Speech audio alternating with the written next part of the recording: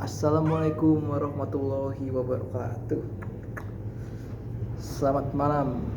Saya Miska Korentian Hamasyah dari kelas 12 IPS. Kali ini akan menjelaskan apa itu hermeneutika untuk menuntaskan tugas T1 Bahasa Indonesia saya. Apa sih hermeneutika? Oke, mari kita pelajari.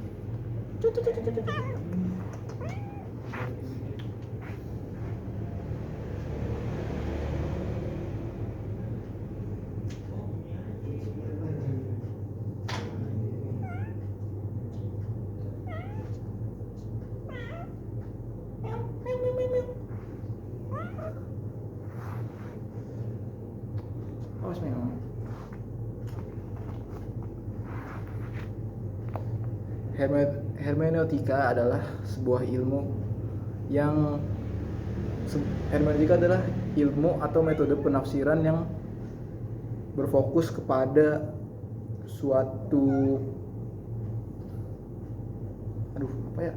kok jadi lupa. Bentar, kita pikirkan secara ulang.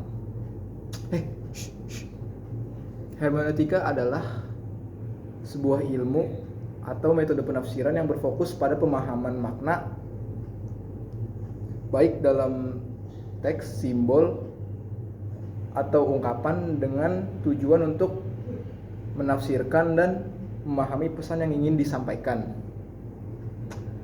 Hermeneutika berasal dari kata atau bahasa Yunani yang berarti hermeneuin. Awas dong. Arti hermeneuin itu memberi pemahaman atau menafsirkan. Tujuan hermeneutika adalah memahami makna yang terkandung dalam suatu teks secara literal maupun implus, secara literal maupun tidak tersirat.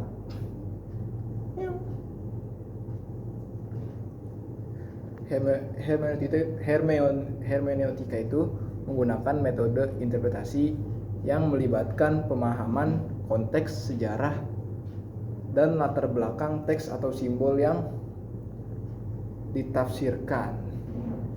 Wah, parah nih kucing ini. Bentar guys.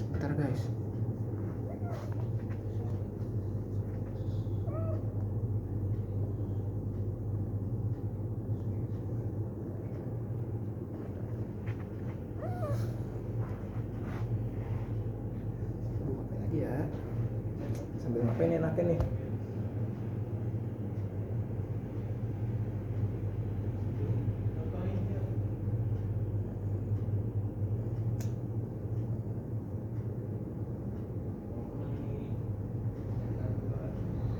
Sambil push up kali ya.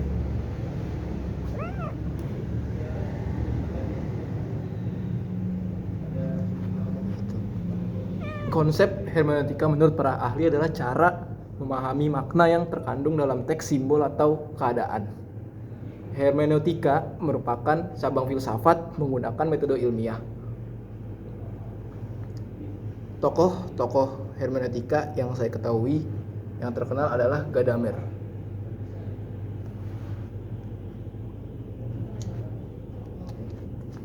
Nanti habis ini saya akan jelaskan menurut para tokoh-tokoh.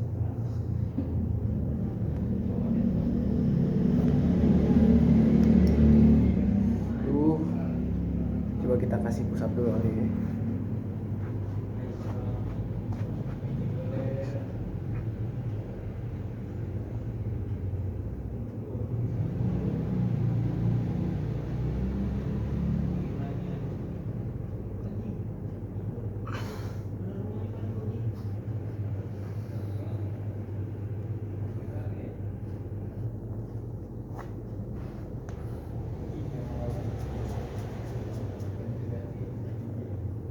Kalian udah pernah belajar hermeneutika belum? Kelas 12 belajar hermeneutika nih. Kacau. Kucing udah belajar hermeneutika.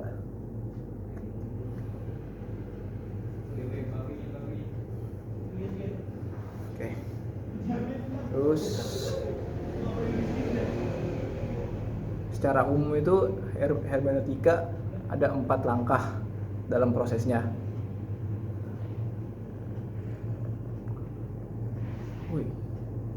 Woi, kenapa nih?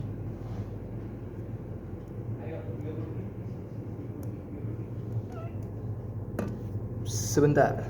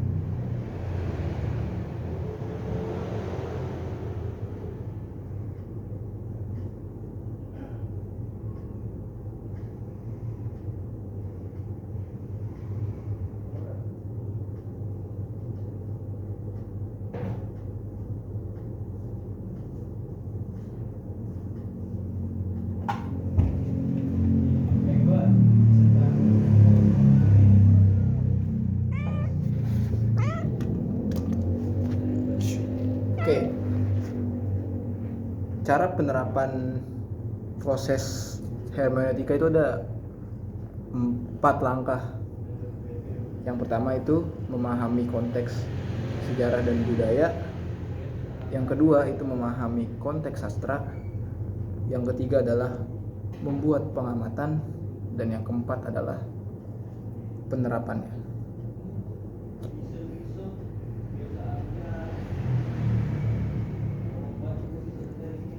Woi, kucing, kok gak kelihatan nih?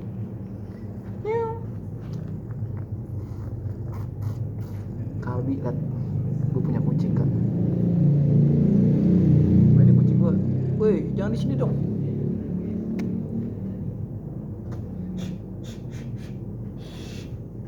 Nah, udah duduk. Sambil ngapain enak ya? Biar tenang. Woi. Oke. Menurut para tokoh-tokoh yang pertama saya akan sebutkan yaitu Gadamer ya. Menurut Gadamer, hermeneutika adalah menyatakan bahwa cakrawala yang dimiliki seseorang pada masa sekarang terbentuk sebagai akumulasi berbagai cakrawala pada masa lampau. Menurut Paul Ricoeur, hermeneutika sebagai metode untuk menafsirkan simbol-simbol. Menurut Grand R. Obsorne, hermeneutika adalah mendefinisikan sebagai author-centered hermeneutik atau hermeneutika yang dipusatkan pada pengarang. Divine, hermeneutika adalah memulai fase baru dalam metodologi interpretasi. Itu dia yang saya ketahui. Oke.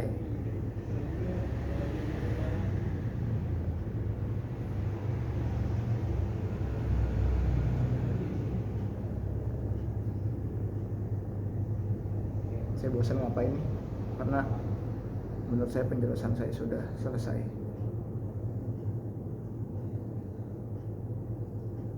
Bentar, kita 30 menit nggak ngapa-ngapain ya lah. 20 menit lagi berarti.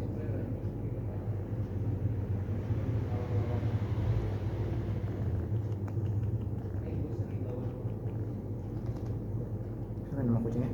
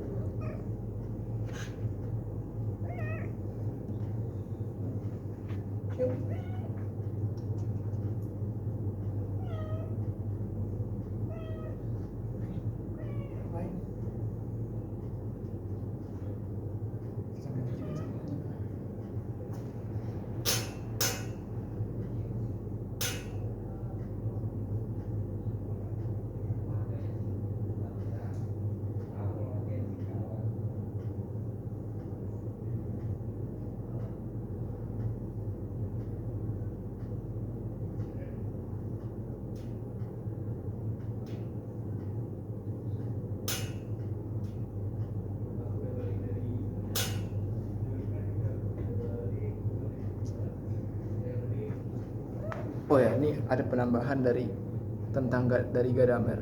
Menurut Gadamer itu hermeneutika adalah praktik pemahaman interpretif yang menghasilkan penafsiran tentang apa yang ingin disampaikan, dengan menekankan bahwa pemahaman selalu bersifat historis dan dipengaruhi oleh horizon atau latar belakang pemikiran penafsir. Gokil nggak guys Gadamer?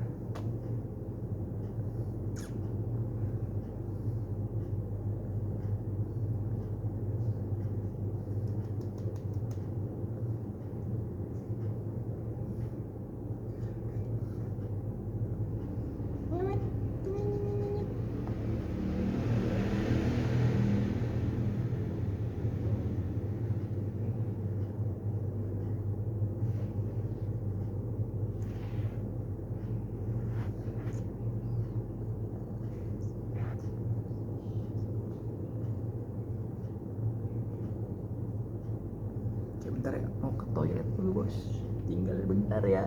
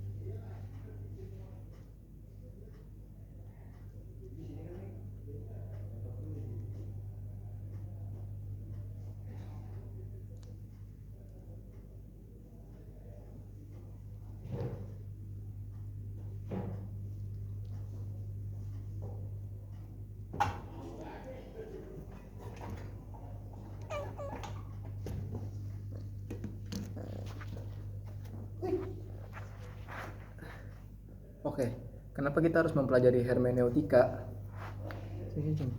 Karena hermeneutika itu membantu kita memahami sebuah teks atau pesan dan ide secara lebih akurat dan mendalam, terutama dalam konteks agama, sejarah, dan budaya, sehingga kita dapat menghindari kesalahpahaman dan memaknai teks dengan baik. Buset Dani kucing.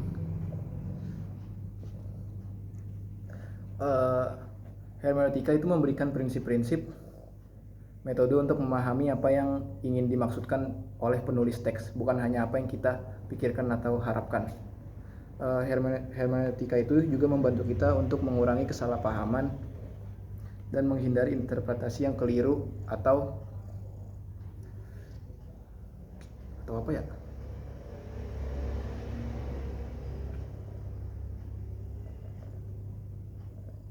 Nah, pokoknya interpretasi yang keliru atau yang subjektif gitulah pokoknya. Dan memahami teks lebih objektif.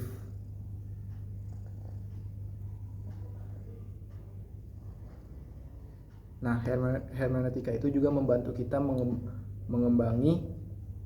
mengembangkan pemahaman yang lebih dalam. Itu kayak mengembangkan pemahaman kita mengembangkan pemahaman kita terhadap makna yang lebih dalam dari sebuah teks dan menghubungkan dengan konteks sejarah. Misalnya gue ini sama kucing. Konteks sejarah, budaya, sosial atau apapun itulah yang diciptain.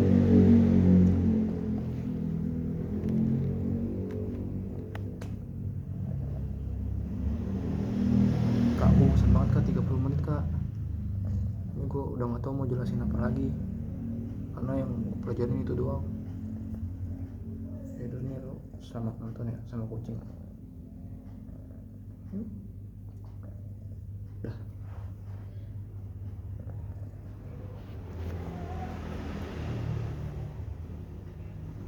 Nanti kalau sudah 30 menit saya akan kembali. Dadah.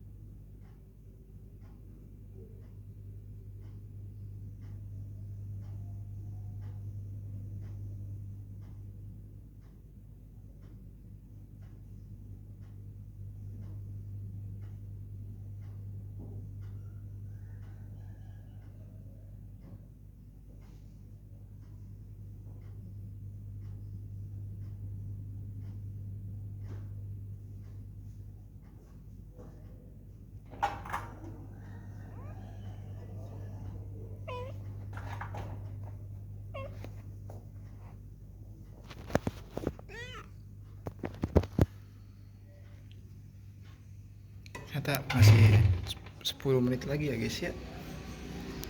Kita pindah keluar.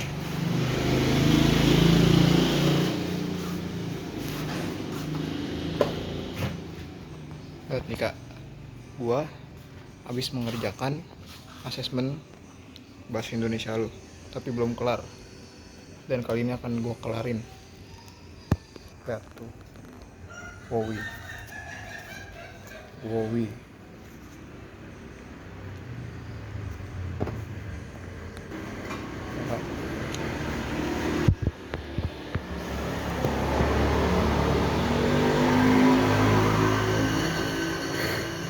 Bak.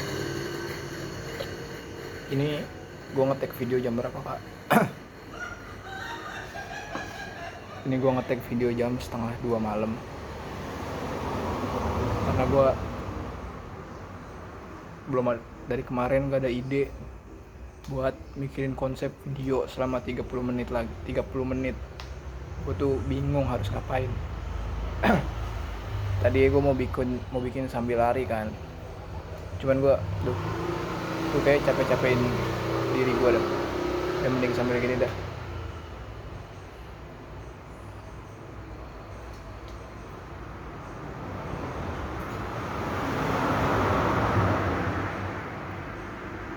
Kak, gue boleh sambil curhat nggak? Nanti kalau misalnya lu nonton video gue, langsung ke menit 20 kalau lu mau dengerin curhatan gue. Pokoknya Tapi kalau misalnya mau dengar penjelasan gue itu awal-awal pokoknya ada di menit awal lah, menit 1 sampai 10. Nah, lanjutannya itu ada di menit 15. Ini menit akhir nih kita sesi curhat aja, Kak. Gue yeping aja. Gue sebenarnya selama lebaran tuh sedih banget, Kak. Karena gue ngerasa tahun ini adalah gue gak ngerasa kayak lebaran seperti sebelum-sebelumnya.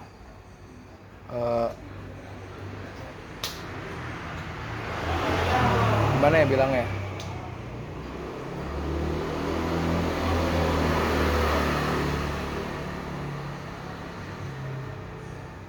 Akhir-akhir ini orang tua gue lagi nggak harmonis. Yap. Kemarin ini gue belum cerita ke siapa-siapa. Ini cuma ada di video ini. Kemarin ya pokoknya pas hari lebaran, nggak tahu kenapa tiba-tiba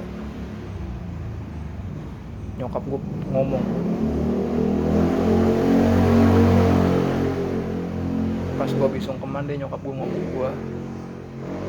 Dia bilang kalau dia bisa pisah sama bokap gue, dia pengen pisah. Itu menurut gue kayak sakit hati dengarnya sebagai anak yang udah dibesarkan selama 18 tahun. Gue baru mendengar kata-kata itu sekarang. Itu menurut gue kayak damn. Dan momennya gak pas untuk mengatakan itu. Dan gak pantas juga untuk dikatakan. Karena kalau misalnya emang beneran terjadi, ya gue mau dibawa kayak gimana kalau emang beneran sampai terjadi. Dan di situ gue memikirkan kenapa harus kayak gitu. Padahal kalau dikomunikasikan dengan baik, pasti nggak akan terjadi hal-hal yang kayak gitulah. Ya gue beneran sedih. Gue ngerasa kayak ani bukan lebaran. Kayak kenapa hari raya yang harusnya gue bisa merasakan kebahagiaan bersama keluarga, tapi malah berbalik. Terus ditambah juga tekanan-tekanan dari sekolah. Dibilangnya gue bukan membela diri, tapi gue kayak hanya ingin meluruskan. Bukannya gue terlalu sibuk pacaran atau apa, tapi gue juga ngejalanin kewajiban gue juga kok. Gue berusaha mengelarkan tugas-tugas gue yang tersisa, tapi emang ada beberapa kendala aja karena gue ada tugas kelompok yang beberapa orang ada yang lagi jauh, ada yang orang tuanya lagi sakit, mereka pergi sama keluarga liburan atau apapun itu. Jadi gue belum sempet ngelarin itu, dan ya itu pun sisa dikit. Jadi mungkin ya nggak nyampe 2 hari lagi kelar lah tugas itu. Makasih Kalbi udah dengerin curhatan gue malam-malam.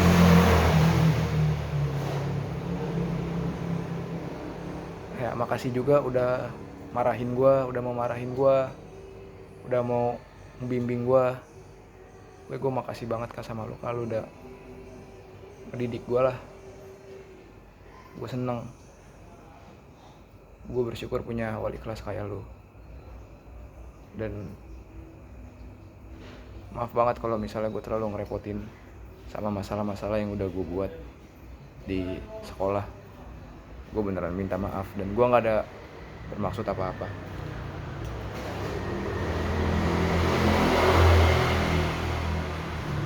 Gue udah kayak bokap gue kedua lah. Bokap gue juga bokap lah, ayah. Lu gue anggap ayah gue kan di sekolah. Mungkin kalau nggak ada lo di sekolah, gue nggak bisa mencapai versi gue yang seperti sekarang, Kak.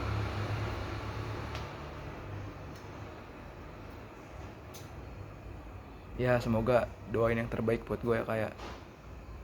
Dan semoga doa terbaik buat lo juga, Kak. Makasih udah mau bantu gua, bantu semua anak kelas 12, terutama kelas 12 IPS. Nah, itu anak-anak lo sendiri kan.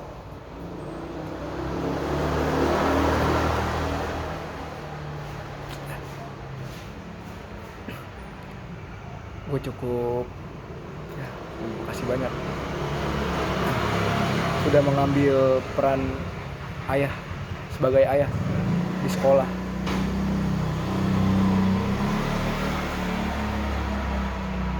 Udah cukup kali japingnya.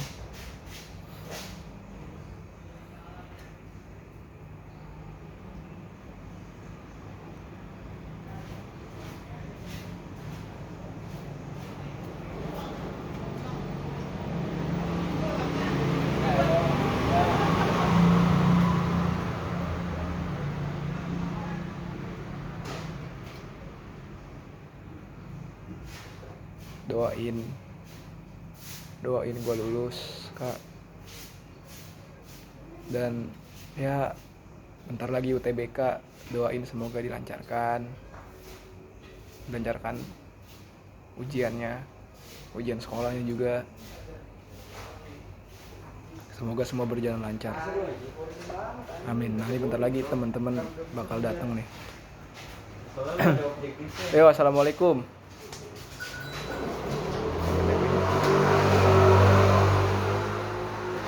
Waalaikumsalam. Ya, Mak. Belum panas, belum matang tadi. Ya, lu yang bener aja, boy. Enak lah ada ini. Kok nggak lu bong share ya? Belum nilainya. Kak, selamat makan pop mie ya.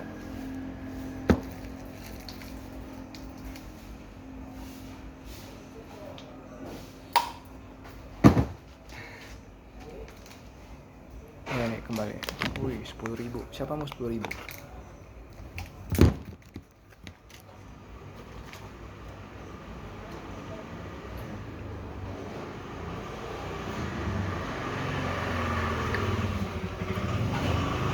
Tahu mau ini KTP.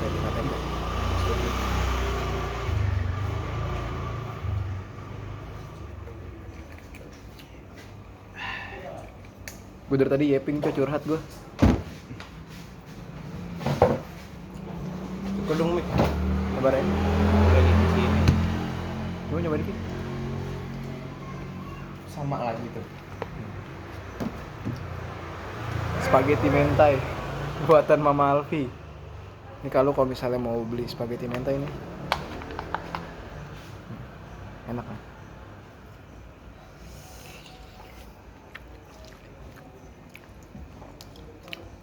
Diatis banget sih rasanya.